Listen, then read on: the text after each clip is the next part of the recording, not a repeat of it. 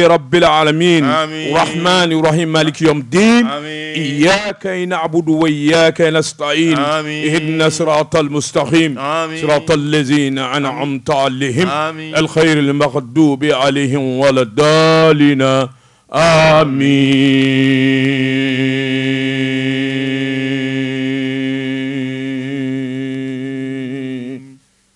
Josi Sedou biye jumaye biye lahoroma donye ala nyini ala batu jine haramade wurdane ala yanda o de kama nga juma dunya fe dobi faraka kosobe sabula juma dunya don kerengere nenyi do min ne ala yare asugandi do to chela joni se dikado aka maka bo aka hina kabo joni se dikado aka teli sabula meleke minu nga teli minu zenga teli chife Allah taala favela la olu de bi jigi nye du ko sabe joni se dikado fenwo fen namba boy ko sarakati namba di ko hine namba ke dugo koy namba ala deli jon se dika da bita fo Allah taala de yoro ngele amma yina Allah taala fe se masa minya onda jon se dika do masa minye malida ninga on blaw jamana kele kono jamana mi nuka ma mali ka nge mali denye min ngele meka mali soro ala bado afarala ala dila jon se dika do mandote amma yina subhanahu wa taala fe ayeke kadam minga ale Allah taala de bodo Japor Allah amanyina fe aka degu inta ka boanga ami aka nga jamana kishi aka nga jamana tanga aka degu wuli ka boanga joni so dum ma minu ngembe degu sababu gundola keneka ala de budo joni so da ala ka do anu che aka ala ya bonya kama ala ka nga jamana kishi aka ala ya bonya kama amandama ka shali ala dilla askay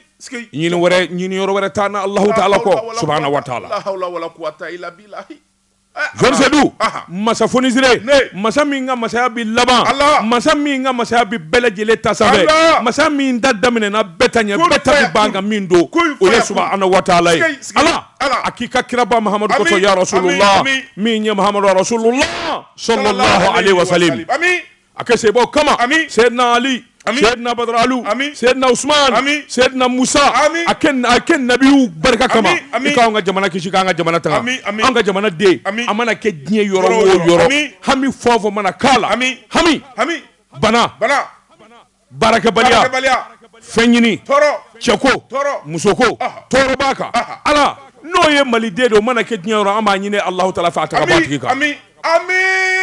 الله والله حسبي أولي بالي كولا تشكولو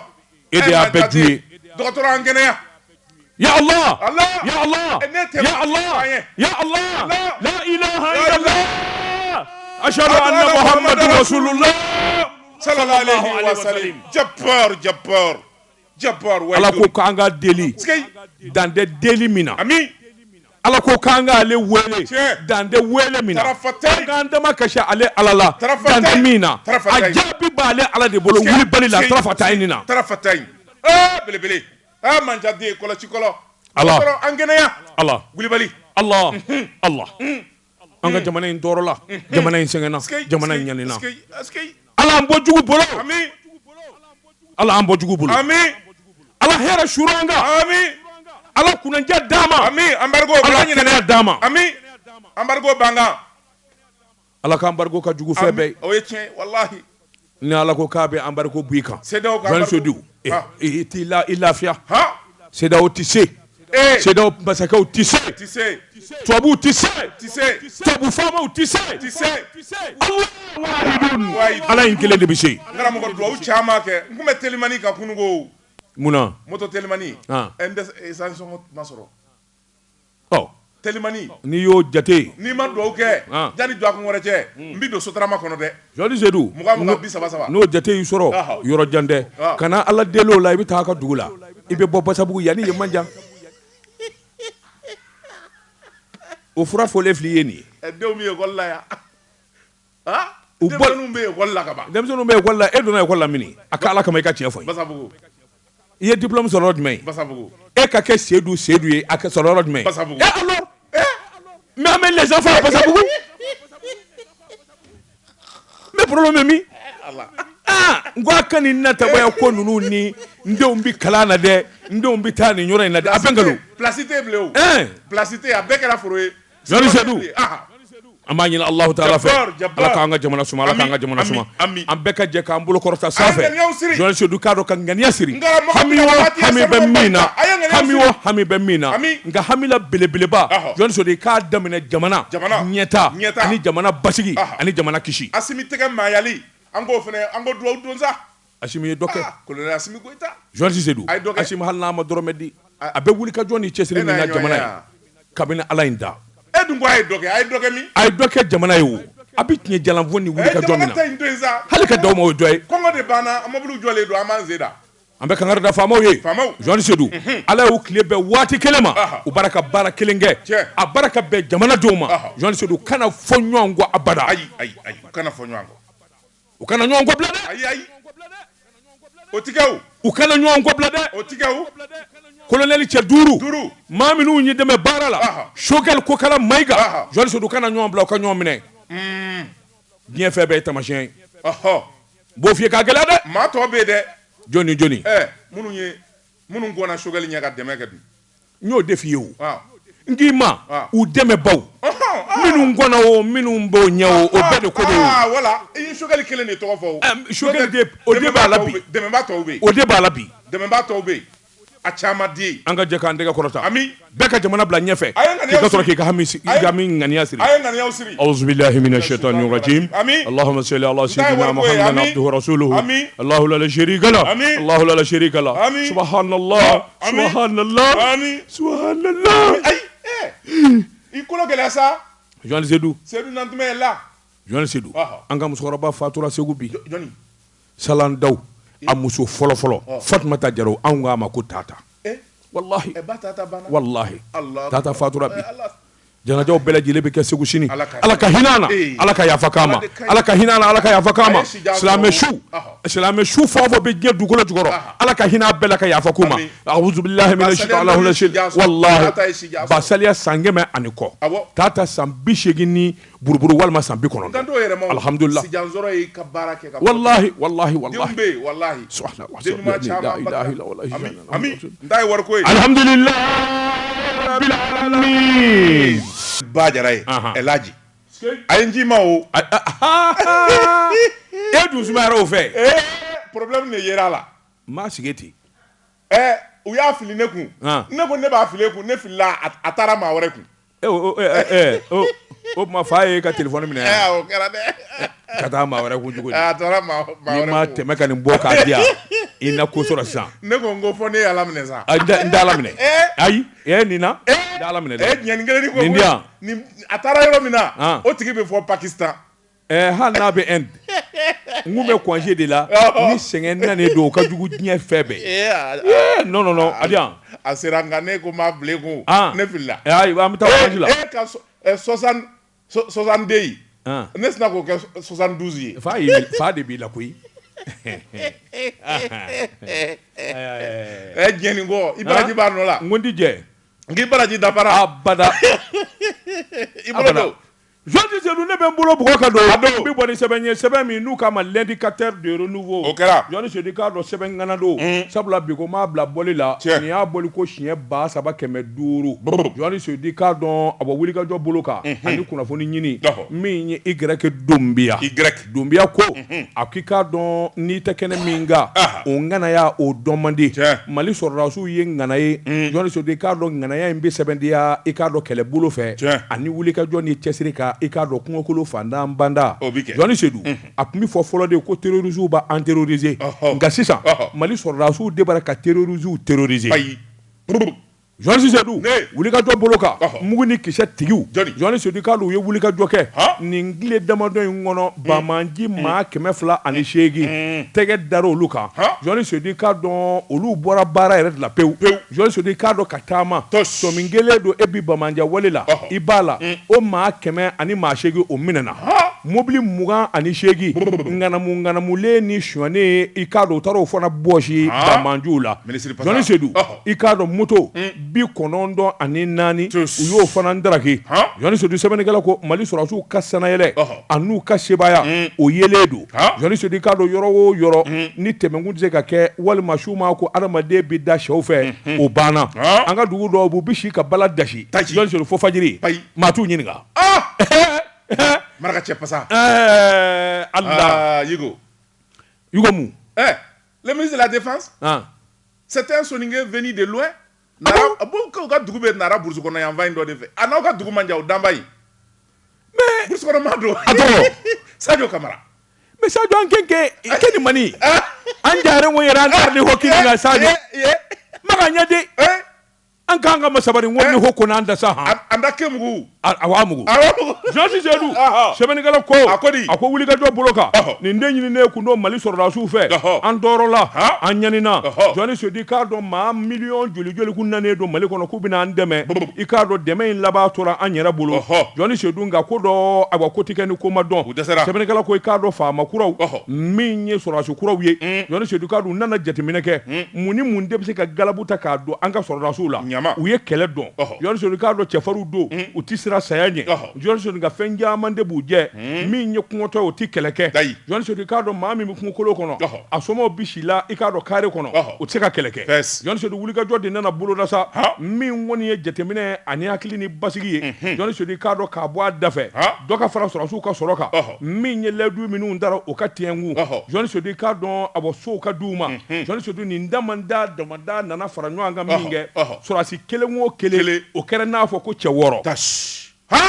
Surasi dengele surasi kelen Mali surasi kɛ cɛ kelen o ye cɛ wɔɔrɔ de ye janga Mali surasiw ka farin dani Mahamad Rasulullah I b'a fɔ ko fofoni Johnny Sedu n'u ko u b'a bɔrɔndɔ n'u ko u b'a bɔrɔndɔ Johnny Sedu k'a dɔn n'u ko diw o bi maa kɛmɛ yara ka t'o da Johnny Sedu k'a dɔn su t'o la tile t'o la sɛbɛnnikɛla ko Bamanji olu de bi t'o ɲini sa Bamanji kana Bamanja wale kɛ walima ka banako kɛ o banna Johnny Sedu k'a dɔn Bamanji dagayɔrɔ kungokolo kɔkolo o mana kɛ diɲɛ yɔrɔ o yɔrɔ sɔrɔsiw de bi t'u ɲini sa k'u wɔgɔbɔ ka bɔ dingɛ kɔnɔ min k'an ka kundi o bi kundi min k'an ka minɛ ka kunnafoni sɔrɔ la o bi minɛ Johnny Sedu sɛbɛnnikɛla ko min ye ayiwa terroriste I k'a dɔn 208 o dajira 208 o ɲɛnama minɛna Johnny Sedu I k'a dɔn kan'u ɲininka o dalakan la k'u minɛ u ye mun don an na non c'est tactique c'est tactique a b'u fara neutraliser u kan sa voilà non kunnafoni de bɛ ɲini n'o sɔrɔla tuma min tɔyi voilà nin kun ye sɛbɛn ye an ye min bɔ indicateur de renouveau kɔnɔ a ka bi bɔli la daba tungara ne bɛ n tɛgɛ don ni kɔni sɛbɛn ye an ko min ma plume libre Basiriba n'o ye la rédaction ye nin y'u ka sɛbɛn ye u ye mun fɔ u ko fɛn min ye kunnafoni ye olu y'a sɔrɔ sabula fɛn min ye diɲɛ seleke naani armew farafinna sɔrɔsi cɛnganaw bɛ yɔrɔ min na armée kumaw bi da yɔrɔ min na Mali yɛrɛ armée ko bi a bi dan ye Johnnikɛla ko a ko n'i y'a ta k'a lajɛ fɛn min ye kɔlɔsilikɛlaw diɲɛ seleke naani kɔlɔsilikɛ jɛkulu min bɛ yen u ko min ma global fire power o kɔni ye jɛkulu ye minnu kɔni bi armew u ka minɛnw lajɛ u ka kɛlɛkɛ bolo lajɛ ani k'u ka kɛlɛ fɛɛrɛw lajɛ u ko farafinna armew bɛɛ lajɛlen cɛma Mali armée bi t'i jɔ 19 de la min n'a ɲɔgɔnna tɛ farafinna bɛɛ Sɛbɛnnikɛla ko a ko n'i y'a ta k'a lajɛ fɛn min ye wulikajɔ ani baara minnu kɛra fɛn min ye nin kalo laban ninnu na Mali armée fɛ site dɔ bɛ o ye Américains ka kɔlɔsilikɛ jɛkulu ye u ko min ma global fire power ale de ye wulikajɔ kɛ Mali armée armée de terre armée mer air ani wulikajɔ minnu bɛ jamana fanda 4 bɛɛ lajɛlen fɛ u b'olu kɔlɔsi a ko fɛn min ye Mali ye a ye jamana minnu bɛ yen n'u ye wulikajɔ kɛ san 2021 jamana 35 farafinna gun kan maa bɛ se ka olu de lajɛ k'olu ye armée ɲɛnama ye minnu bɛ wulikajɔ kɛ nka jamana bɛɛ Mali farafinna bɛɛ lajɛlen min bɛ bɛɛ lajɛlen ni sa cɛ e y'o dɔn de o ye Égypte jamana ye n'o tɛmɛna ka bɔ yen fɛn min ye Algérie o bi tugu o la Afrique du Sud k'o da o kan Nigéria k'o tugu o la ka Maroc da o kan an garala ɲɔgɔn na sa o sɛbɛnnikɛla ko jamana minnu bɛ yen ni t'a fɔ ka bila ɲɛ o kan'o fɔ n ye dɛ n bɛna ye ɔhɔ sɛbɛnnikɛla ko a ko n'i y'a ta k'a lajɛ fɛn min kɔni ye fɛn saba ye u b'o jateminɛ flotte de ravitaillement en vol flotte de ravitaillement en vol o ye ni avion panna sanfɛ min bɛ se ka taa essence ni fɛnw d'a ma sanfɛ ka sɔrɔ a ma jigin naam o ye jɔnni ye ça c'est l'Égypte maa tɛ s'olu la o Algérie suraka le Maroc l'Afrique du Sud le Nigeria olu de bɛ o b'olu de bolo o tɛ Mali bolo bi ko m'olu bila la koyi bi m'olu bila la koyi seba b'olu jamanaw ye ni avion panna n'a taara susuli kɛ ka susuli kɛ ka segin avion wɛrɛ de bi pani taji ye ka taa taji suura kun ka taa mugujugu fɛnɛ suura kun a bi fɔ o de ma flotte de ravitaillement o camanba di de bi farafinna jamana dɔw bolo sɛbɛnnikɛla ko a ko n'o bɔra yen fɛn wɛrɛ bi jate minɛ flotte de ravitaillement en vol n'o bɔra yen min bi jate minɛ o ye flotte de porte hélicoptère olu bi boli kwaji de kan o minnu bɛ kwaji kan kwaji sanfɛ o dun d'an fɛ yan bateau avion bina tu a kan k'a ka minɛnw da ka taji ta ka pan ka taa o bi jate minɛ kwaji tiɲɛ n'o tɛmɛna ka bɔ yen wulikajɔ wɛrɛ bi kɛ les forces paramilitaires par pays paramilitaires par pays o bi Mali bolo o bien kɛ compagnie de l'air armée de l'air armée de terre armée de fleuve brigade fluviale bɛɛ bɛ o de bɛ yen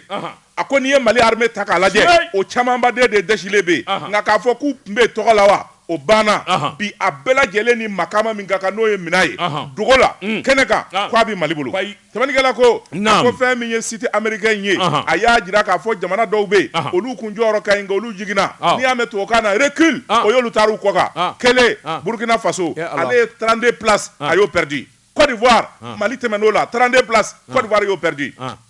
Angola République ne ko an tɛ taa an kɛ Côte d'Ivoire ka di yan a ta kɛ Bama ye dɛ n'o tɛ Tisana bi o bilen wa Tisana bilen an t'an k'u ka di wa an b'u ɲɛ pɔn nka an kana kɛlɛ o b'an fɛ dugudenw b'an fɛ président de tɛ maa ye n'an dara sisan maa minnu b'an fɛ an tɔgɔ walahi ayiwa naam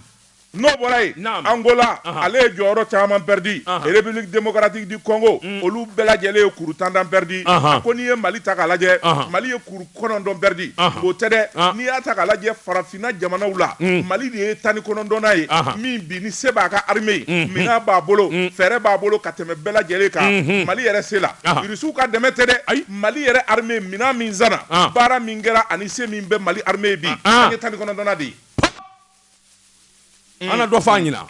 classement mondial n'i y'o ta k'o lajɛ Mali ye 150nan de ye sabula fɛn min ye jamana sebatigiw ye u bi da yɔrɔ min Mali yɛrɛ bi da yen sɛbɛnnikɛla ko a ko n'i y'a ta k'a lajɛ fɛn min ye question dɔw bɛ yen n'o ye hakilina dɔw ye ka dɔ fara Mali armée a fanga ni a ɲɛtaa kan jamana minnu bɛ yen n'olu armée n'olu ye ɲɛtaa kɛ Libi Ghana olu kɔni bɛ yen olu dɔ farala olu ka minɛn zanda kan Tunisie o faral'o kan Nigeria Soudan ani Afrique du Sud olu ye labɛn kɛ sɛbɛnnikɛla ko fɛn min ye nin kɔlɔsilikɛ jɛkulu ye a y'a jira k'a fɔ jamana minnu n'olu t'a fɔlen filɛ n'o bɔra la a jamana tɔ bɛɛ bi dingɛ kɔnɔ gada n'a y'i bɔ anw na payi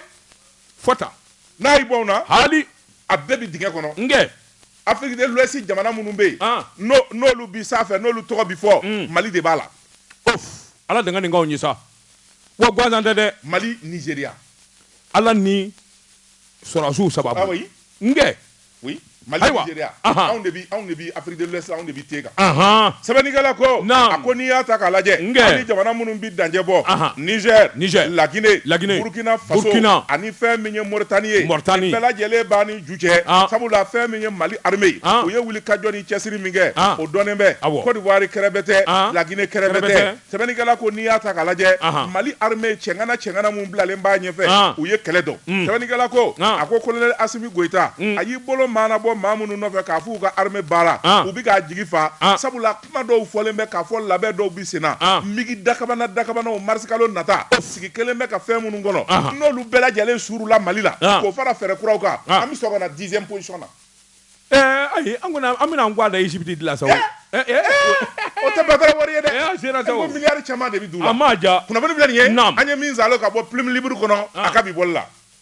Jɔsi Seydou ne bɛ n bolo bugɔ ka don n bɛ bɔ ni sɛbɛn ye sɛbɛn min n'u k'a ma la révélation ko dogolenw k'u da kɛnɛ kan ko mana ɲɛ cogo o cogo Jɔni Seydou k'a dɔn kolokalama ani sonba kulew ti dɛsɛ o armée kelen min n'i y'a fɔ ka baara dafa ka kow ɲɛ Jɔni Seydou k'a dɔn sonba kule minnu bɛ armée kɔnɔ ni jalatigibaw dɔ u dalen don climatiseur kɔrɔ u tɛ fɛn na u tɛ poro ɲɛ u tɛ poro ɲɛ Jɔni Seydou k'a bɛɛ lajɛlen wele ka t'u minɛ k'u don kaso la ka jala fara ka b'u la mais non jamana ti jɔ kɔsa koyi tension b'u la koyi jɔnni na des généraux généraux ba ninnu caman bɛ yen tension fura b'u ka bulɔkɛba juga la tension c'est hyper tendu Bon, attention Boufa. Comme la nitra que tu vois, attention qu'on est bifaille. Non, on s'en fout. Mais il faut pitié un peu là. Ah, mais on fait vraiment des choses. On veut vraiment assainir le pays. Pitié quoi du même beau là. Hein? Toi aussi. Soyons sérieux. Méfie-toi, hein. De qui? Ou bien Sarakade. De nous. Les généraux là.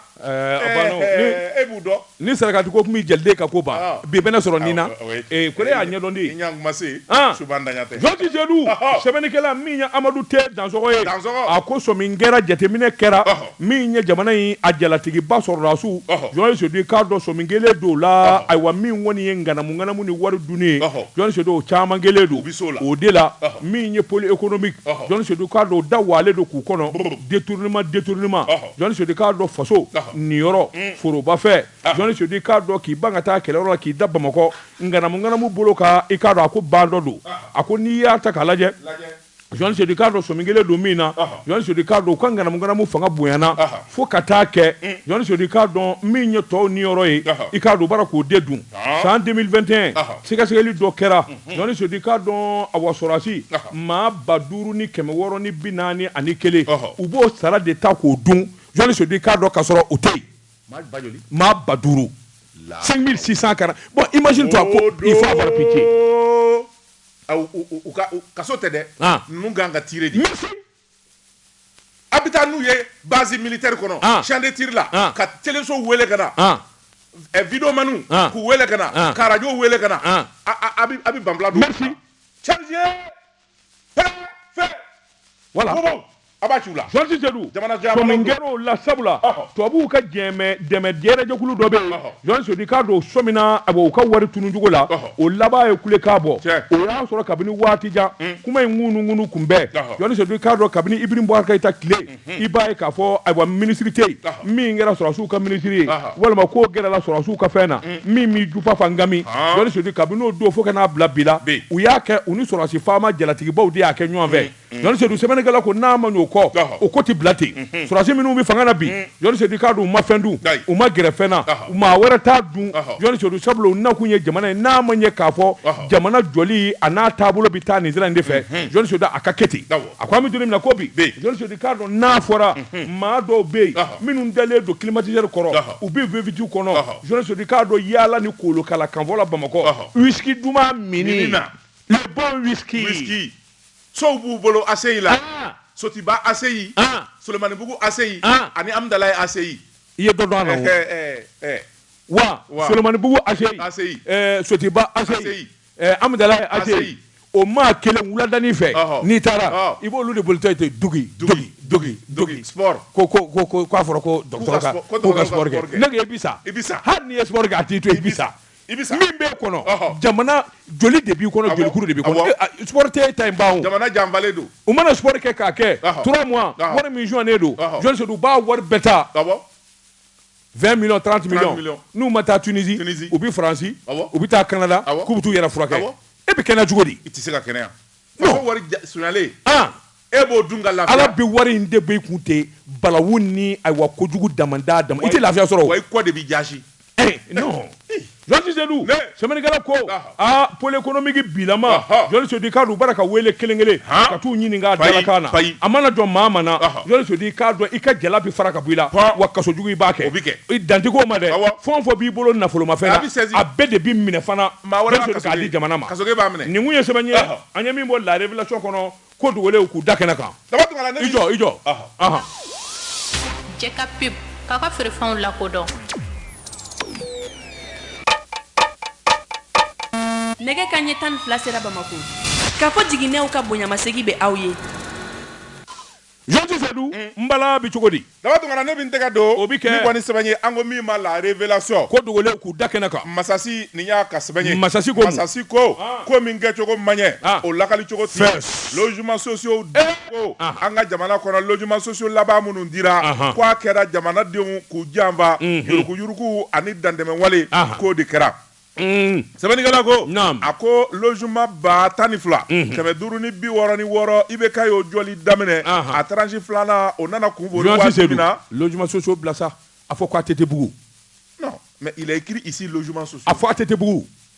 non sabani kala mi vo afo tete bugu c'est masasi de ko logement les 1000 les 12 566 logements sociaux. A fɔ ATT-Bougou. Il n'a pas dit ATT-Bougou. Ni ko ATT-Bougou. Ah. O de ka teli. O de bi faamu. Non, mais attention. ATT est venu trouver les logements sociaux. Voilà. C'est maintenant que tu mets... Sema, logements sociaux, Sema, Alpha Mojoa.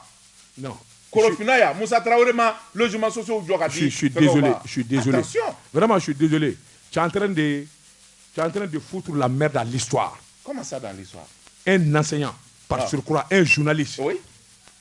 un Facebookman comme toi. Si tu ne connais pas l'histoire, demande-le. Mais je te parle de la réalité. Non.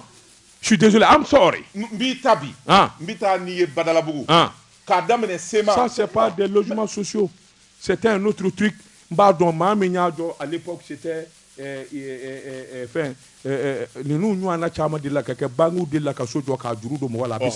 Mais ani logement ni caractère là, c'est pas la même chose. D'accord, mais c'est pas la même chose. C'est ATT-Bougou. Et Ibeka a fait un copier-coller. Dis ATT-Bougou. ATT-Bougou. Merci. Merci. Obe Mungila. Il a fait Arawa. Aïe, ne m'a toro. Bon, ATT-Bougou. Merci. Nam. Ça veut dire quoi? Ako ATT-Bougou kura munu ndila. Ni ani voila ni yere fotuko kadire. Non, mais nous, il y a Ibeka-Bougou de haut. Il y a voilà, ni ko Ibeka-Bougou hala, ça sonne pas bien à l'oreille. Merci. ATT-Bougou bana maintenant. Ça c'est Ibeka-Bougou maintenant. Nam. Sɛbɛnnikɛla ko a ko ATT-Bougou kura minnu jɔra a ko fɛn min ye a dili a kɛlen bɛ mankanba ye premier ministre yɛrɛ n'o ye docteur Choguel Kokala Mayiga ye a to a nɔgɔlen bɛ ko in na kosɛbɛ sabula ko a yɛrɛ denw a n'a nɛgɛkɔrɔmaa caman a cɛla ka yɛrɛw kan a n'u somaw u musow u denw a n'u namanaw a n'u teriw fɛn min kɔni ye wɛndɛrɛ ye k'u y'o kɛ. Sɛbɛnnikɛla ko a ko n'i y'a ta k'a lajɛ fɛn min ye jamana in ye a mara ka go sabula fɛn min ye malikurako kuma min n'a fɔra n'Ala ma ja kɛ ni Asimi Goyita m'a kolo gɛlɛya a laban bɛna kɛ sogokanya ma sabula maa minnu bɛ yen n'a ye danaya da o kan politiki ko sira fɛ jamana baarali sira fɛ a bɛɛ lajɛlen bɛ minnu fanba ye nataba ye minnu yɛrɛ politiki janfa n'a juguya politiki natabaya a n'a yuruguyurugu u y'o dungebaden ye u jolen b'o la. Sɛbɛnnikɛla ko a ko so in bɛ lawuli min kama fantanw de don san 25 minnu bɛ dɔɔni sɔrɔ olu bɛ so in sara o tuma n'i tilara san 25 so bɛ k'i ta ye a bɛ k'i denw da ye. Sɛbɛnnikɛla ko so 12,000 566 min n'a dili daminɛna a tranche filanan n'o ye tako filanan ye o dili kɔni so 1,000 ani kɔ a k'o dili de nalen bɛ kɛ gɛlɛyaba ye. Sabula a ko lisi donna kabi san 2018 lisi fɔlɔ o bɔra 2019 olu taru kaso a fɔra ko lisi kura ti do wuli ka jɔ de bi kɛ minnu ye lisi do kɔrɔlen a maa kura de bi ta olu cɛma ni ka so tɔ di olu ma. Sɛbɛnnikɛla ko o kɔrɔ ye k'a fɔ maa kura minnu nana 2019 kɔfɛ 2018 kɔfɛ olu tɛ se k'a sɔrɔ nka n'i y'a ta k'a lajɛ filiba de nana kɛ ani yuruguyuruguba de nana kɛ sabula 2020 kɛlɛ min kɛra jɛkulu min sigira n'o ye M5 RP 5 juin 2020 u ye wuli ka jɔ kɛ ka kɛlɛ min kɛ fanga kɔni bile u tigɛ kɔrɔ an bɛ don minɛ ko bi maa caman y'a jira k'a fɔ olu y'u niyɔrɔden ɲini ko in na diyagoya ka commission bolo tunun min ka d'a kɔ minisiri k'o bolo tunun min ka d'a kɔ fɛn min y'u niyɔrɔba ye o ka ta ka d'u ma. Sɛbɛnnikɛla ko o de nana kɛ sariya sɔsɔ ye sabula jɛkulu caman bɛ yen n'o ye maliyɛn lectureurs ye maliden dɔw bɛ yen se tɛ minnu ye n'olu ye fantan ye olu niyɔrɔ de nana bɔsi ka b'u la diyagoya la kusa in na k'a di M5 ma o ma. O ma ɲɛ. Sɛbɛnnikɛla ko a ko n'i y'a ta k'a lajɛ o ma da o dɔrɔn ma minisiri caman bɛ yen minnu tɔgɔ b'a la dɔw bɛ gouvernement na olu y'u tɔgɔ y'a la o tɛmɛnen kɔfɛ ka bɔ yen dɔw bɛ yen olu ye premier ministre yɛrɛ nagakɔrɔmaw ye conseiller spécial olu tɔgɔ yera la premier ministre yɛrɛ denkɛ tɔgɔ yera la fɛn min ye maître Mundagatali o denkɛ tɔgɔ yera la maa caman bɛ yen ministre des réformes ministre délégué chargé des réformes a den a nimɔgɔkɛ a n'a cɛ o bɛɛ lajɛlen tɔgɔ yera la. Sɛbɛnnikɛla ko in kɔni gwɛlɛyara kuma dalen fɛn min ye jamanakuntigi yɛrɛ kulo kan colonel Asimi Goyita a ko yala nin bɛ se ka kɛ cogo jumɛn na o yɔrɔnin bɛɛ a ye jɛkulu sigi min bɛna sɛgɛsɛgɛli kɛ a ma da o dɔrɔn ma commission min n'o ye baara kɛ a ko minisiri ma commission ci pɔ i ka maa bɛɛ gɛ o dɔrɔn tɛ lisi min n'u y'a bɔ lisi in fara i ka fili. Alors il y a une solution. Problème min solution ma sɔrɔ sisan. Solution ma sɔrɔ banɛ. enquête de bɛ sen na. Très bien. Sɛbɛnnikɛla ko enquête de bɛ sen na mun de y'a to nin kɛra jamanadenw janfara jamanakuntigi janfara mun y'a to nin kɛra maa o maa bɛ yen n'o da bɛ ko in na k'a daminɛ premier ministre la ka na ministre la ka na se commission mɔɔw ma ani minnu bɛ yen n'olu bɛ taa ni ka segin na nin ko in na fɛn min ye jamanakuntigi a ko bɛɛ lajɛlen ka kɛta de ka laraw ye n'a jɔnna maa o maa la i ta fila ni cɛtigɛ directeur dɔw bɛ yen minnu tɔgɔ yera a la olu fana kɔni olu ye ɲɛfɔli kɛ i n'a fɔ fɛn min ye PMI Mali o directeur général n'o ye Faseri Doumbia ye ale ko a ye Faseri Doumbia tɔgɔ dɔ ye liste in na ale ma sɛbɛnna don a m'a ɲini a m'a fɔ maa ye ale kɔni ye Faseri Doumbia tɔgɔ dɔ ye n'ale kɔni don ale ma logement social ɲini logement social ko t'ale la sabula ale kɔni hakili la maliden wɛrɛw n'a ka min d'ale ye Faseri Doumbia min yera n'ale de ko don a ko a t'a fɛ. Bon, même il dit qu'il n'a pas demandé. Hein? Je suis. Il n'en a pas besoin. Oui, oui. C'est-à-dire qu'il y a un paradoxe. Par exemple, Nikoko Mundagatal, ko Odéon, Mundaga quand même, il n'a pas une maison, 2 maisons après. Oui. Est-ce que Nindo Manga, c'est qu'est-ce qu'il y a d'eau? Mais c'est ça, voilà pourquoi il y a une enquête. Vraiment, il faut faire une enquête. Il y a une enquête. Parce que, quand il y a tout fait là, quand on est manini, voilà un exemple. Voilà. Le gars de PMI Mali dit voilà. Ata do Faseri Doumbia ngoni ale ta do abse ka togoma do Faseri Doumbia togo kacha ngana ale di kodo ko ale ama nyini ou ata fait il n'en a pas besoin ako soko ko ndale voilà même Shogel Maïga même Shogel ka foko Shogel il n'en a pas besoin sobe mamunu bolo jamana ko non il faut demander plus besoin de maison ici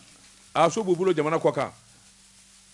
tu te crées des problèmes hein? Non. Bon, ok. En dehors là. Tu veux que je sais c'est nous ne pas pour dossier. Aïe. Ni enzu mi pmade. Jo ibi pma mini. Aïwa. Ini joni. Nani pma ke. Anga pma. Inne tu pma. O pma ti ni ne che ne ma kalando nyedon. Je dis c'est nous ne pas pour kado. Mbi boni sebanye sebami nous comme l'observatoire. Koloshilikela. Mi sebani nga atwa de ko Umar Morba ko. Joni so di kado abereta ngana nyine. Sorasu ka sebaya asana yele ledo nga dugu do be nyina bi ni ka ko ina fo Mondoro ko ni be ala de bolo atoma kelenna. Joni sedu ako Mondoro dugu. Joni so di kado bamandu kelembe kata u wada yina u sago nu dungo damada de bike mati bo mati do joni so de ka don nyo bana malo bana fengo fe no bi dun dugu kono abana ala ni bamanju ka daga kiseble sebenegala ko mi woni Mondoro demison ni ulaba nana kule ka bo ka fara nyo anga saka tabale goshi joni so de ka don ni de me make Mondoro mi i ka don na le de be awo o communiquer le kono duanza marala joni so de wuli ka joka bulu da jona ka ko Mondoro mage mi nye awo president Assimi Goïta wele blale flima ni dugu den donyo nembe utoro lembe Jean c'est le sabla dugu munumunu nedo ni aywa fɛn minnu bi pɛrɛn mugu jala de donnen do dugu jukɔrɔ ni k'i bi bɔ dɔrɔn i sen bi d'a kan yaraw jɔnni sodi k'a dɔn a ye maa dama min fɔ a Mondoro o kɛra siran ye sa maa si tɛ bɔ bilen bɛɛ kɔni bɛ dugu kɔnɔ jɔnni sodi k'a dɔn maa wɛrɛ se ka bɔ yɔrɔ wɛrɛ ni kana don Mondoro sɛbɛnnikɛla ko denmisɛnw ka jɛrɛjɛ kulu n'o ye ayiwa u ka association des jeunes pour le développement de Mondoro AJDM olu kɔni ye wulikajɔ boloda ka tabale gosi waati yɛrɛ kɛra jɔnni sodi k'a dɔn u sera ka fɛn dɔw fara ɲɔgɔn kan k'u b'o bila ka taa dugu la nga ala ni sɔrɔsiw de kan ka taa ni minɛnw ye olu sumara jɔnni sedu n'i ye kota k'a lajɛ Mondoro yɛrɛ a filɛ nin Burkina Faso o frontière la tiɲɛni min kɛra ye faali min kɛra ye jɔnni sedu k'a dɔn a fanga bonyana kosɛbɛ sɛbɛnnikɛla ko o su k'o dugu ti jɛ jɔnni sedu k'a dɔn ni bamanjuw ma dɔ minɛ kungo kɔnɔ ka mugu ci la walima i k'a dɔn i bi don i ka wotoro kɔnɔ k'i bi taa hali kungo kɔnɔ i bi taa binjala ɲini jɔnni sedu i bi taa yɛlɛ mugu jala kan o bi wuli ni ye sɛbɛnnikɛla ko min y'u ka mɔɔw ye dugu dɔ bɛ ko Boni u ka dugudenw wulila k'u bɛ taa do a jɔ min ye Yaya Moriba a n'a dɔgɔnin o yɛrɛ ye maire ye fana jagokɛla dɔ ko ye jɔnni sedu k'a dɔn bamanju y'o minɛ kungo kɔnɔ hali bi n'a ka bi olu ye dɛ o damanda min kɛra a ka ca walima u ka maa fila maa saba ye bamanjuw mana taa bɔ a ka yɔrɔ o bɛ mugu ci a la o tuma président Assimi Goïta a fɔlen fili ye n'i ma wuli ka jɔ bolo da min ye Mondoro k'a magɛn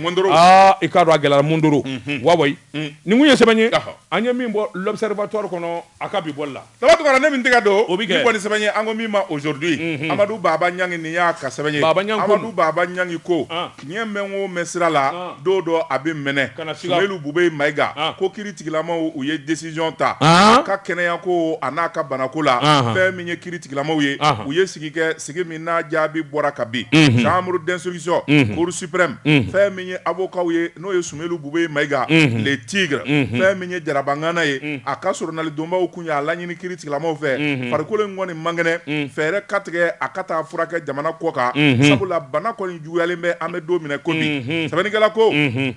a ko n'i y'a ta k'a lajɛ fɛn min kɔni ye ko in y'a mɛnna nka a ka fisa ni gansan ye sabula fɛn min ye kiiri tigilamaw ye u nana ko in jateminɛ dɔgɔtɔrɔw ye sɛbɛn minnu kɛ ani hakilina minnu dira kiiri tigilamaw yɛrɛ ye wuli ka jɔ ni ka kɛ ni ka kɔlɔsili kɛ u ka sigi fɛ u ye décision ta u ko min ma ordonnance min dara février kalo tile 14 san 2022 chambre d'accusation section judiciaire cour suprême u ko u bi min laɲini ordonnant fɛn min ye Sumelu Bube Mayiga ye a ka ta ka taa n'a ye dɔgɔtɔrɔso la ka taa furakɛ jamana kɔnɔ dɔgɔtɔrɔso min n'o danganiyalen bɛ n'a dɔnniya a n'a baaraw bɛ yen sɛbɛnnikɛla ko u y'u sinsin min kan o de ye k'a fɔ a kana bɔ jamana da fɛ a ka furakɛ Mali dɔgɔtɔrɔso dɔ de la min n'a dɔnniya a n'a danganiya bɛ yen sɛbɛnnikɛla ko a ko o kun tɛ denbaya ka laɲini ye sabula u ko bana min b'a la bana in maa minnu bɛ se k'a larawe ka ɲɛ minɛn minnu bɛ yen ani dɔgɔtɔrɔ jolen minnu bɛ yen n'olu b'a dɔn u danganiyalen b'a la o bɛ sɔrɔ Faransi de ye o tuma n'a kun sera ka yamaruya ka taa Faransi o ye denbaya ka laɲini ye nka sariyatigiw ko u bɛ yamaruya di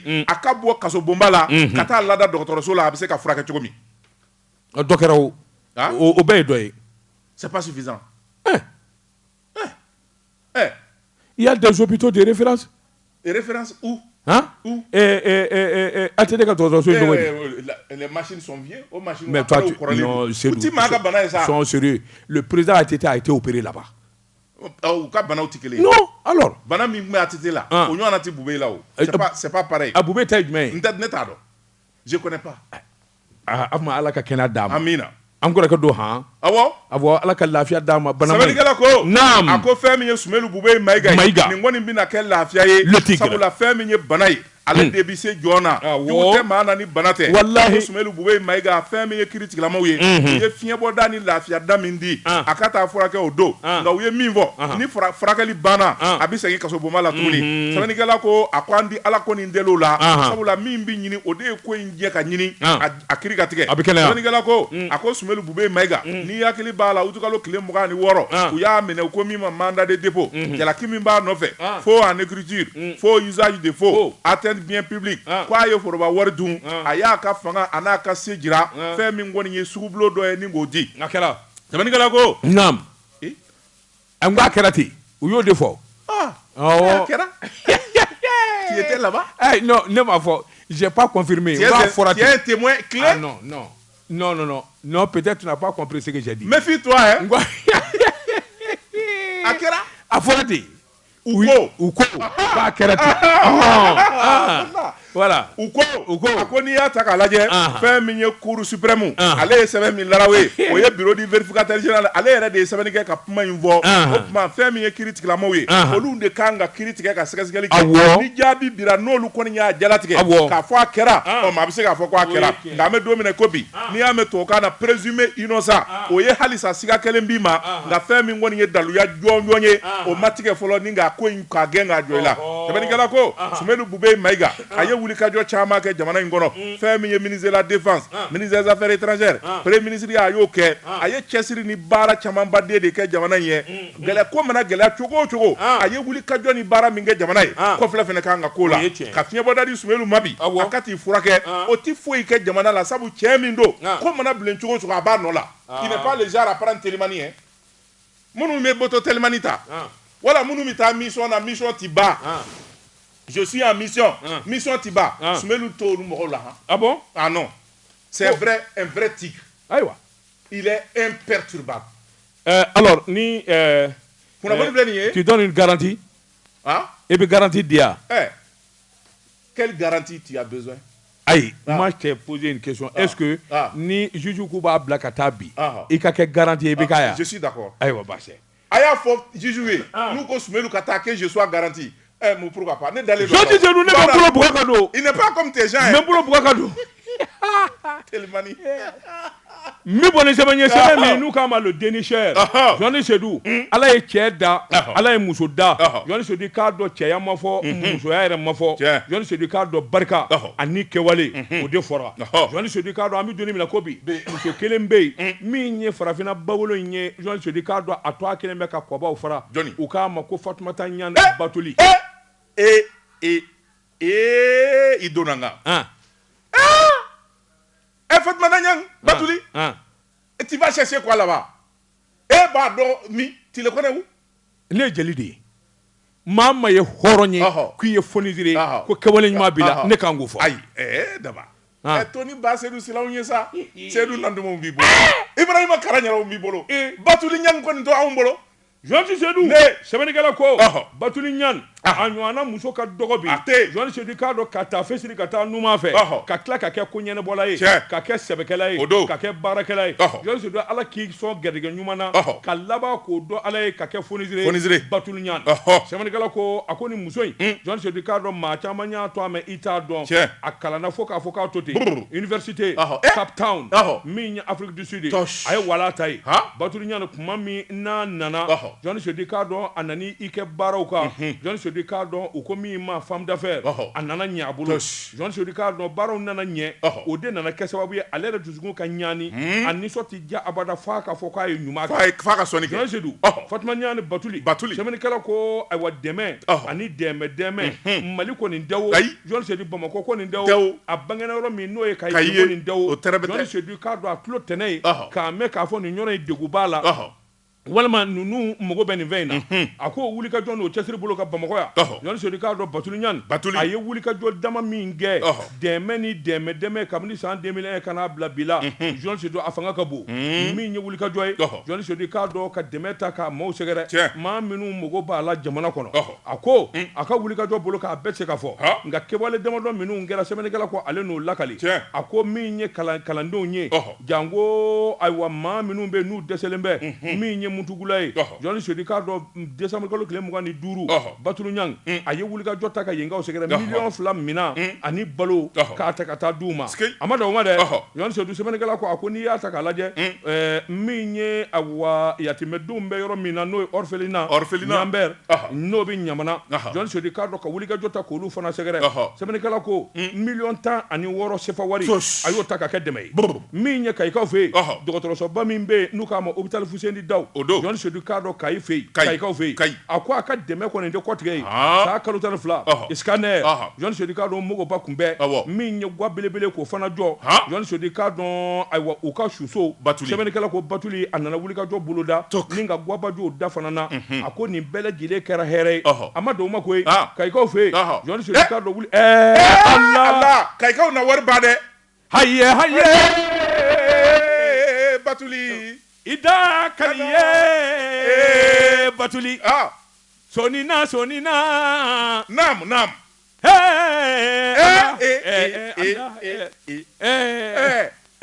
tu crois que Batuli kulo bɛ ninnu na elle n'a pas ce temps c'est une femme d'affaires anw den de don toi t'es griotisme na a kulo tɛ nin na o mɔgɔ min bɛ baara la o bɛ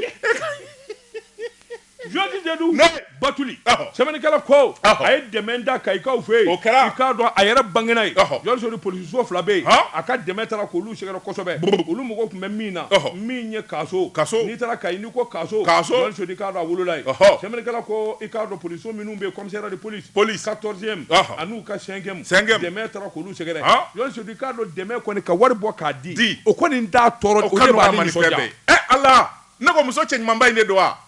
e ma fɔ e b'a dɔn wa ne b'a ye télé de la ani réseaux sociaux kan a ye hakili jigin cɛ kelen na a cɛ ka ɲi koyi a bɛ Dawula b'a la a ka sɔncogo in a ka nin sɔncogo in ne hakili jigin cɛ kelen na jɔnni kulu ka ɲaɲa Sora kulu ka ɲaɲa ani King ka ɲaɲa Sabali den nɔnɔ wali busuru wali ba yɛrɛ dafetigi den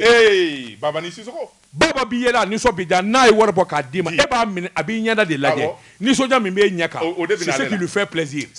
kuli ka ɲaɲa awa Batuli Ɲane ye muso de ye a bɛ taafe siri ka taa numan fɛ a jɔn bɛ jɔyɔrɔ min na bi Mali kɔnɔ Jɔni Seydou an bɛ dugawu kɛ Ala ka si d'a ma Ala ka si diya ni kɛnɛya ya Rabbi nin kun ye sɛbɛn ye an ye min bɔ dénicheur kɔnɔ a ka bi bɔli la daba tuma na ne bɛ n tɛgɛ don an ti te min an ka temi bi ye juma ye koyi awa bi ye juma an ka temi aya baste jeka pip kaka feerefɛnw lakodɔn Dabatungara ni ɲɔgɔn ye belebele minɛ Jonde. n'o ye Mahamadu Mayiga ye mécanicien chef garagiste kwalen do u ko a ma fela a filɛ nin ye para jikɔrɔ ni usine céramique kɛrɛfɛ ale de ka wotoro in wuli kɔrɔfɛn ŋana do wallahi a ye wotoro in wuli a bɔra la wotoroya la o ayiwa c'est devenu neuf tiɲɛ yɛrɛ la fela a bɛ ŋunuŋunu bi kosɛbɛ fela a ma fela ni ce ko a ni ce Dabatungara min tɛgɛ don O bi kɛ. min bɔ ni sɛbɛn ye an ko min ma indicateur du renouveau fasiriba n'o ye Bala Sumayila Tarawele nin y'a ka sɛbɛn ye Bala Sumayila ko a ka di n'a tɛ dabila diɲɛ nege tɛna kɔ Orange Money Orange Mali ani Move Africa Malitel a baarakɛlaw n'o ye syndicat ye u faralen bɛ ɲɔgɔn kan tile 5 baara bila u bi n'o kɛ o baara bila kun tɛ dɔwɛrɛ ye fɛn min ye jɛkulu dɔ bɛ u ko min ma consommateur do olu kɔni nana ka na sɛbɛnna do kiiri bunak'u kan tribunal ye jaabi bɔ ka bin jaabi min kɔnɔ fɛn min ye Orange ani Move Africa Malitel k'u ɲagi k'a fɔ sefa wari miliyari 170 u k'o sara jamanadenw consommateurs ye sabula fɛn min ye répondeur u ye crédit min tigɛ maaw kun répondeur la k'o y'o juru sara ye sɛbɛnnikɛla ko a ko nin kɔrɔfɔ min fɔra u ma da o ma fɛn min kɔni ye kiiri jaabi bɔlen ka bin société ninnu fana ye wuli ka jɔ kɛ Orange Mali ka compte ani fɛn min ye Move Africa Malitel ka compte u taara compte saisi miliyari 170 ko f'u t'o ta k'a bila u ka compte kɔnɔ sɛbɛnnikɛla ko baarakɛlaw kulera u ko ni nin kɛra fɛn min ye cakɛdaw ye u bi sigi u sen tigɛ la anw yɛrɛ ka baara ko a laban bɛ taa ngɔrɔ la k'a sɔrɔ sariya min dara anw yɛrɛ ma sɔn koyi sabula ma kote min ni ale ye laɲini kɛ kiiritigɛlaw y'u kɔsɛbɛ sariya kisɛ min na ni ka baara kɛ n'a ye majɛ b'a la o tuma olu bi min ɲini jamana faamaw fɛ o de ye wuli ka jɔ ka kɛ joona min bɛ se k'a to fɛn min ye nin baara in ye a ka bolo kan Orange ani Move Africa Malitel u ka to ye u ka baara kɛ fɛn min kɔni ye nin cakɛda ninnu ye n'o ye consommateur ye Remako Tem u sen ka bɔ nin ko in bɛɛ lajɛlen la sabula nin wari in sarali a bɛ kɛ sababu ye ka baarakɛyɔrɔw sigi u sen tigɛ la sɛbɛnnikɛla ko a ko fɛn min ye premier ministre ye u ye sɛbɛnni kɛ ka ɲɛsin o ma sabula cakɛda min bɛ n'o ye AMRTP ye ale y'o ɲɛmaya kɛ ka tɛmɛ fɛn min ye syndicat dɔw ye n'o ye consommateur dɔw ye olu kun ye kɛlɛ in kɛ fɔlɔ ale de ye sɛbɛnni kɛ o kɛra sababu ye ka kɛlɛ in dasa bi ale bɛ premier ministre la fɛn min ye baarakɛlaw ye o ye sɛbɛnni kɛ ka caman ka kule k'a bɔ nka premier ministre ma kala don a ɲin na ka bɛn ni ko in ye o de tɔɔrɔ bɛ baarakɛlaw k'u sɛbɛkɔrɔ diminen bɛ u ko jamana gouvernement u ma ko in da sɛbɛ la o tuma tile 5 baara bila k'a daminɛ février kalo tile 21 na ka taa sa tile 25 ma olu bɛna baara bɛɛ jɔ téléphone ti ci maa ti connecté internet la maa ti kɔni fɛn bɛɛ lajɛlen de bi jɔ i ka téléphone a kulukutu a bi kɛ jirikuru de y'i bolo a ti mago ɲɛ awɔ fɔ ni ye sɔn na mɛn a la internet u b'o fermer u bi réseau tigɛ Orange Money kɛrɛfɛ tɛ fɛn bɛɛ de bi jɔ tile 5 o dun bɛ se ko la dɛ u bɛ se k'a na gɛlɛya dɛ sɛbɛnnikɛla ko a ko fɛn min kɔni ye syndicat ye o y'u ka baara ye fɛn min ye grève kɔni ye o bolo dalen bɛ fɛn min ye kunnafoni ye u y'a di k'a fɔ février kalo tile 21 bɛɛ lajɛlen bi ɲɛ i ka téléphone kɔ tile 5 ni jamana kɔni ma u bila u ka minɛn kɔnɔ o tuma olu bɛ taa grève la o ɲɛ ka ɲini an ye min mɔ indicateur kɔnɔ a ka bi bɔli la jɔn dun bɛ bɔ ni sɛbɛn ye sɛbɛn min n'u k'a ma aujourd'hui bi sɛbɛnnikɛba a tɔgɔ de ko Kasimu Tera min ye wulikajɔ ni jateminɛ farikɔnɔjɛ bunak'u kan i k'a dɔn min ye Cheick Demba sɔrɔ boso b'a don jagokɛlaba nka min ye an ka samatasɛgɛw ye olu dɛmɛni ale de ye o tɔnjɛrɛ jɛkulu o ɲɛmaaba ye Cheick Demba a dusu kasira a dusu ma koyara kosɛbɛ an ka samatasɛgɛw i k'a dɔn min dar'u ka Cameroun jamana na k'u d'Afrique min dɛmɛna a nisɔngoya kɔni a ma bɛn a ma sabula a nane ka bɔ o kɛnɛ k'a kun ye kunnafoni di kɛ k'a fɔ Mali équipe nationale ni yɛlɛma ma don i k'a dɔn entraîneur ka taa se fédération ma ni yɛlɛma ma don a la n'an dɔrɔn nin jugusagoya in ani nin dukasiba in na i k'a dɔn a tɛ ɲɛnabɔ Yohani Seydou a ko n'o ma kɛ abada a b'i ba dumuni na k'o de ma ko grève de la faim a kan'o kɛ dɛ a kan'o kɛ Asimi tulo gerennen don sisan dɛ ale jɔn sodi k'a dɔn a dun ka kuma in fusara koyi sabula a ma waati bɔ hali n'a sɔrɔla maa kɔfɛlenw ma gɛn jɔn sodi yɛlɛmaba donna ko la magasuba o kɔni tora nɛɛw na nka min kɔni ye maa wɛrɛ ye o de bɛna fara kan sa sabula a kelen ka kuma o ti minɛ bilen jɔn sodi k'a dɔn kuma kɔni fɔ Sɛkinɛ Denba y'a jira k'a fɔ dumunikɛbaliya min ani jiminbaliya min n'a kun y'a fɔ a y'a dabila nka min ye wulikajɔ ni jateminɛ ye a bi wele da kɛ maliden bɛɛ ma an ka samata sɛgɛw jɔn sodi k'a dɔn an ka gɛrɛw la k'u dɛmɛ min ye Asimi Goyita jamanakuntigi a b'a fɔ k'a waleɲuman dɔn a ka wulikajɔ ni cɛsiri min ɲɛsinnen bɛ farikoloɲɛnajɛ ma sabula o de ye anw ka nufɛ ye i k'a dɔn a ka foliba ye min kɔni ni bɛɛ lajɛlen sigilen bɛ k'o kɔnɔ o de ye Mali ani Tunisie i k'a dɔn ɲɔgɔnkunbɛba min n'o ye Coupe du Monde ye i k'a dɔn o kɔfɛ ndolataw an k'an ka ɲɔgɔn sɔrɔ o kɛnɛw kan o tuma a bɛ welewele da kɛ ka ɲɛsin bɛɛ ma nin kun ye sɛbɛn ye an ye min bɔ aujourd'hui kɔnɔ a ka bi bɔli la indicateur du renouveau Pasiriba n'o ye la rédaction ye nin y'u ka sɛbɛn ye a ko mun de gɛlɛya b'a fɛ ka don haki maakurasigiw la sɛbɛnnikɛla ko fɛn min ye malikura ye n'a fɔra taabolo kɔrɔlen olu de kan ka bila ko bɛɛ lajɛlen ka kɛ ji ɲɛma jɔlen na ani hakilisigi la sɛbɛnnikɛla ko a ko haute autorité de la communication fɛn min ye candidatw ye minnu n'olu kan ka di jamanakuntigi bi maa 3 di assemblée nationale bi maa 3 di an kunnafonidilaw yɛrɛ bi maa 3 di an ka maa 3 di o nana kɛ vote ye maa dɔw ni ɲɔgɔn cɛ minnu kɔni ni ministère de la communication yɛrɛ ye vote in a ɲɛmaaya ta sɛbɛnnikɛla ko maa 5 y'u kanbɔ Aramata Dia Beshiri Job Basiriki Touré Abubakar Baniza ani Daado Kamara sɛbɛnnikɛla ko fɛn min ye kalafili ye olu kɛra waati min na Aramata Dia ale ye jɔyɔrɔ fɔlɔ sɔrɔ maa 14 tɛgɛ kɔrɔtara ale ye Beshiri Job maa 12 y'u tɛgɛ kɔrɔta ale ye maa min dar'o kan o kɛra Basiriki Touré ye maa 11 y'u tɛgɛ kɔrɔta o ye maa 3 dafara maa tɔ 2 min tora Baniza ani Daado Kamara maa 8 ka se maa 5 ma olu y'u bolo wilo ye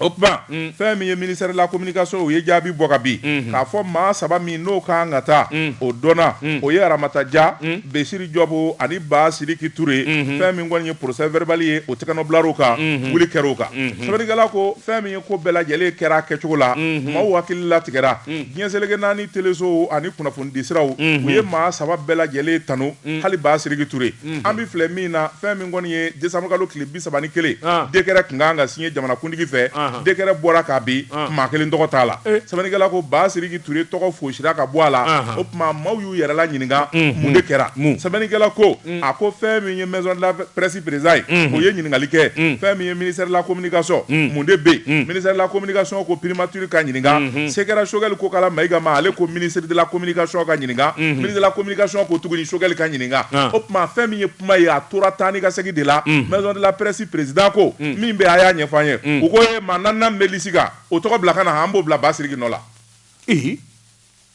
o jɔnni Baniza Banjugu Dante ko a ko maa kura bɛ se ka bila Basiriki nɔ la o ti problème ye nka an b'a fɛ k'a dɔn mun de kɛra fɔlɔ n'o ye o kɛra sababu ye a banna ka Basiriki tɔgɔ don a la sɛbɛnnikɛla ko kun jumɛn na u ma se ka kun fɔ u k'a bila a nɔ na sɛbɛnnikɛla ko u ma se ka kun fɔ o tuma fɛn min ye Banjugu Dante ye a ye taa gosi fa bɛɛ lajɛlen fɛ ka taa ka segin u bi sigi ministère de la communication na u bi taa primature la fɛn min ye ko in kɔni a ɲaamilen bɛ primature secrétariat général gouvernement ani fɛn min ye ministre ni ɲɔgɔn cɛ ko bɛɛ lajɛlen ɲaamina ye jamanakuntigi président Asimi Goyita yala jɔnni b'a fɛ ka Asimi Goyita don fili la sabula a ye décret signé Basiriki tɔgɔ t'a la sɛbɛnnikɛla ko Basiriki don maa jɛlen don jamana in maa kolomaba de don kunnafonidi bunakun ka sɛbɛnnikɛlaw olu yɛrɛ ka jɛkuluba n'o ye ASEF ye o président don yala fɛn min ye kunnafonidilaw ye u kɛlen ka vote kɛ ka bɛn maa min kan k'o sugandi jɔn min t'o tɔgɔ sama ka bɔ a la sira fɛ sɛbɛnnikɛla ko fɛn min ye jamanadenw ye u k'an ka jateminɛ kɛ fɛn min ye maa minnu ye nin ko in kɛ u diminen bɛ kunnafonidilaw tɔɔrɔlen bɛ ko in na kosɛbɛ nka jamana bɛ dabolo min kan ko mana gɛlɛya cogo cogo sigi ka fɔ ni jateminɛ fura ye kulekan bɔlen bɛ fɛn min ye kunnafonidilaw fɛ u ye kulekan bɔ jamanakuntigi la n'o ye Asimi Goyita ye u ka samɛ foli senfɛ Asimi kɔni ma jaabi diba sabula ko balalen bɛ ministère de la communication de la ani primature ni ɲɔgɔn cɛ kunnafonidilaw ko fɛn min ye Banjugu Dante ye munna décret in kɔni munna u banna k'a fɔ PV min n'o bɔra ka di PV min yɛrɛ n'o kɛra sababu ye UC fɛ k'a jira k'a fɔ Basiriki taara o tuma ko PV o copie ka di maison de la presse ma ministère ban'o fɛnɛ ma yen de i b'a dɔn k'a fɔ ko namara bɛ yen ko dɔ bɛ yen ko dɔ bɛ yen janfa dɔ bɛ yen o tuma fɛn min ye jamanadenw ye ani kunnafonidilaw u bɛ jamanadenw kɔni hakili lasigi k'u ladɔnniya k'a fɔ nin ko in de bɛ sen na o tuma fɛn min ye minisiri Aruna Mamadu Ture ministre de la communication bolo de ɲɛsinnen b'ale ma sabula a ko bɛɛ lajɛlen ɲaamina ale de ka ministère la wa u bannen bɛ ka issue ka PV di sabula o de bɛ kɛ sababu ye ko in yɛrɛ a tiɲɛ na nkalon bɛ yɔrɔ min u ka se ka ɲɛdɔn kabini filɛ nin ye an ye min zalo ka bɔ indicateur du renouveau kɔnɔ a ka bi bɔli la Jean du k'a dɔn waati n'a ka waati ma se bi ta an b'a bila yan jumanata waati sera foli ani tɔnni ka kɛ ka ɲɛsin lamɛnbaa jɛrɛjɛkulu bɛɛ lajɛlen ma Jɔnni Sodi k'a dɔn an ka cɛkɔrɔba bɛ Danban Jariso i ye Tugunɛ Tunkara an ka foliba ye Danban